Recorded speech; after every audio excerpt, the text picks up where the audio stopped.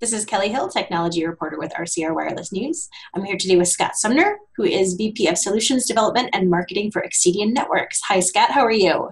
Hi, Kelly. Great to be here again. Good to talk with you.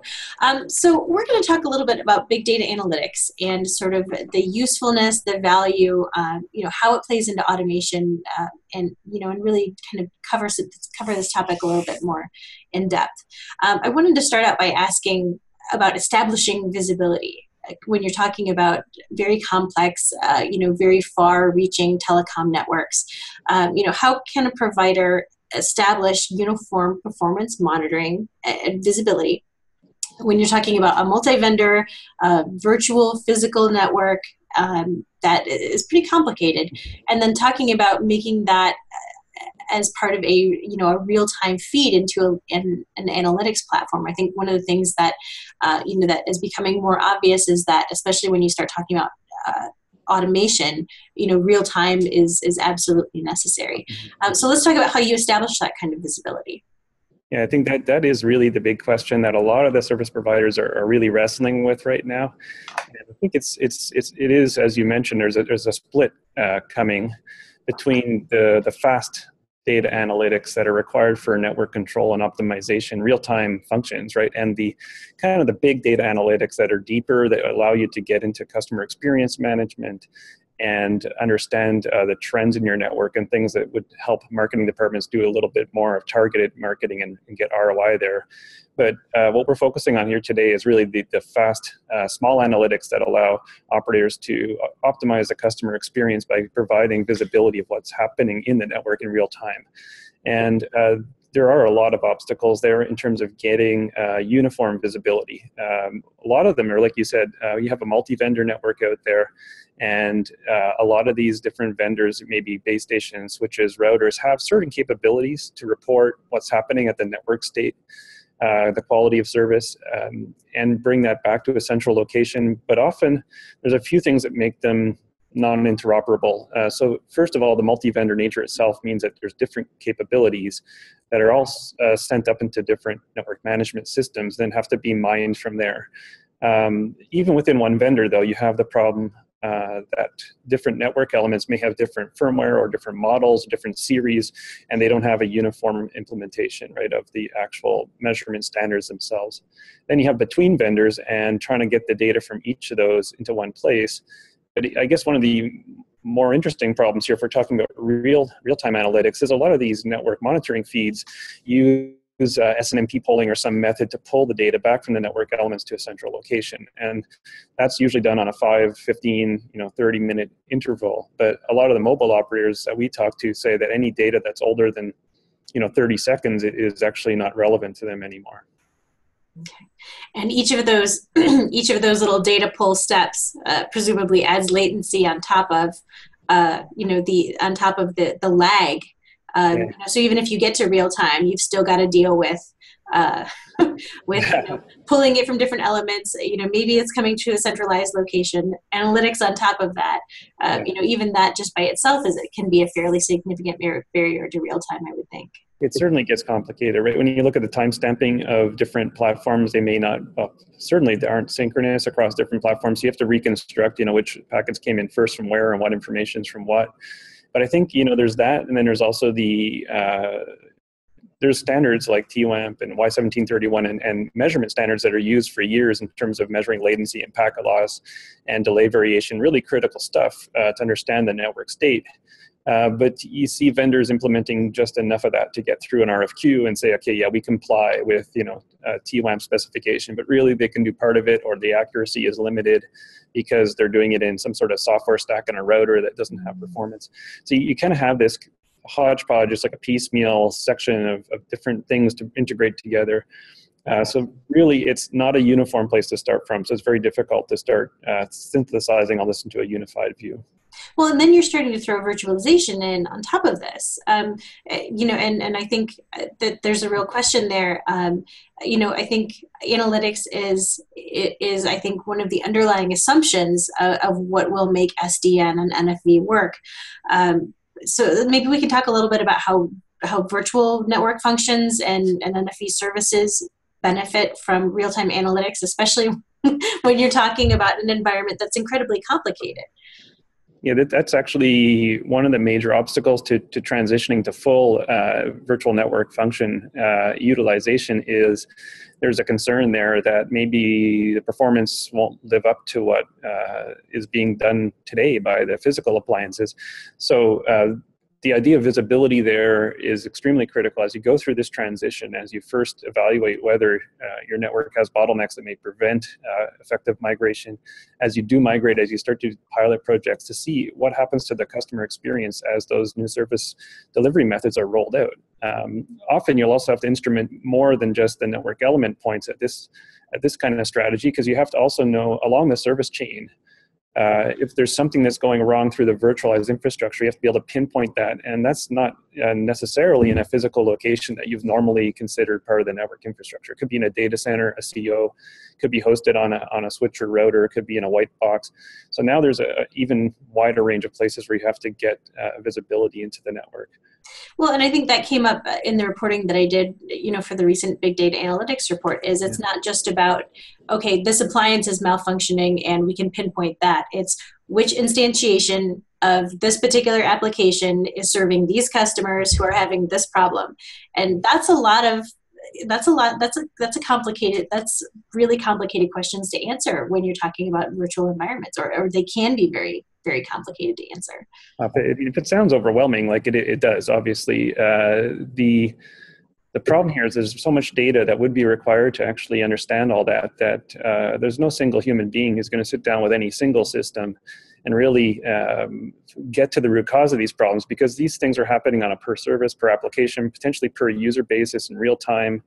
And the real answer to that is you need to use analytics, but you also need to use some deep learning or machine learning to be able to take that network performance visibility that's happening and correlate it with the subscriber state or the subscriber's context, and then also the time of day, how the network's configured, and come up with some sort of proactive or preemptive way to solve problems before or as they're occurring, and report the necessary correlations. Like you're saying, if somebody's affected by a certain service, maybe you detect that, but you have to work back and figure out what's the common element, who else is affected, when else will this affect other people. So maybe there's a problem that affects 1 or 2 users now, but if you know that the network will be much busier in another 30 minutes from now because rush hour is approaching, what can you do to preemptively decide how to reallocate network capacity or resources to make sure that it doesn't impact more people than it has to? Well, and I think that brings up an interesting question about data. And what data is useful, what data is useful right now, and how a system knows which data to look at. That there's that garbage in, garbage out saying that a lot of big data scientists talk about. If your data isn't good, or if you're using the wrong data, or maybe just not the absolute, maybe not the most useful data for what you're looking for, then you can add a lot of time. You might not get the answer you're looking for, or you might have to repeat processes to try and figure out, what went wrong.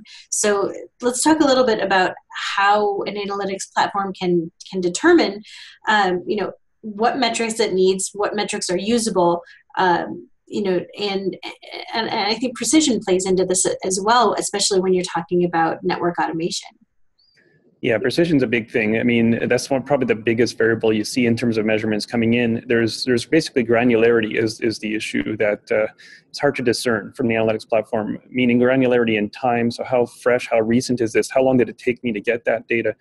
But also the granularity in terms of the precision of the measurement. So if you're doing things like latency testing or synchronization monitoring, you need to be down in the microsecond range of accuracy. And it's in measurement science, it's quite standard that sampling rates have to be above this Nyquist criteria, which is something like 2 point something times faster than the actual data you would want to control.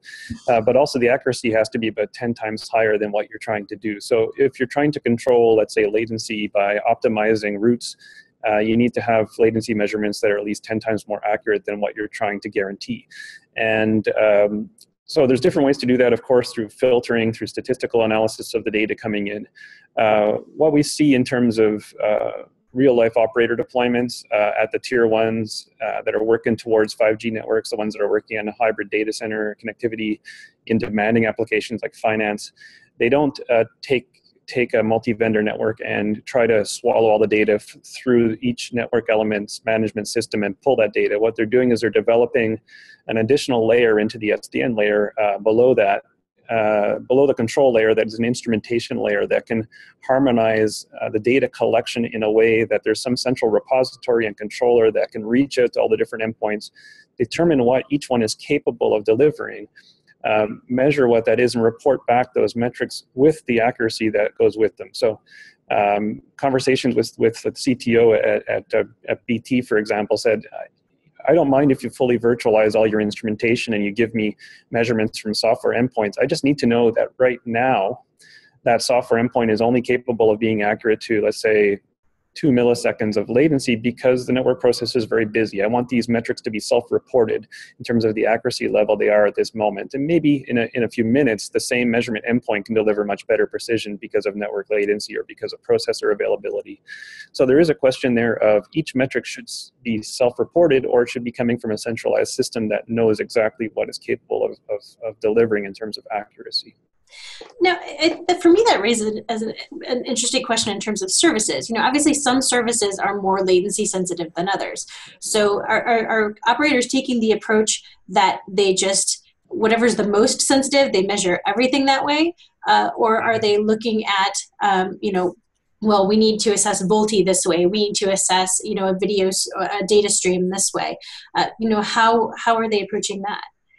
I think normally what you'd see for an operator, I know if you talk about someone like Telefonica in Brazil, we work with them, each cell tower has 6 classes of service running to it. So they're going to be running control plane management, VoLTE over one. They'll be running best effort data and then let's say rich communication services over another. And they're monitoring each of those bearers separately. So you have each priority of traffic, but they're not maybe necessarily analyzing every single session, but they're analyzing each shared virtual network connection for their own SLA parameters and at different frequencies for different parameters that match, let's say, an internal SLA that's required to meet those.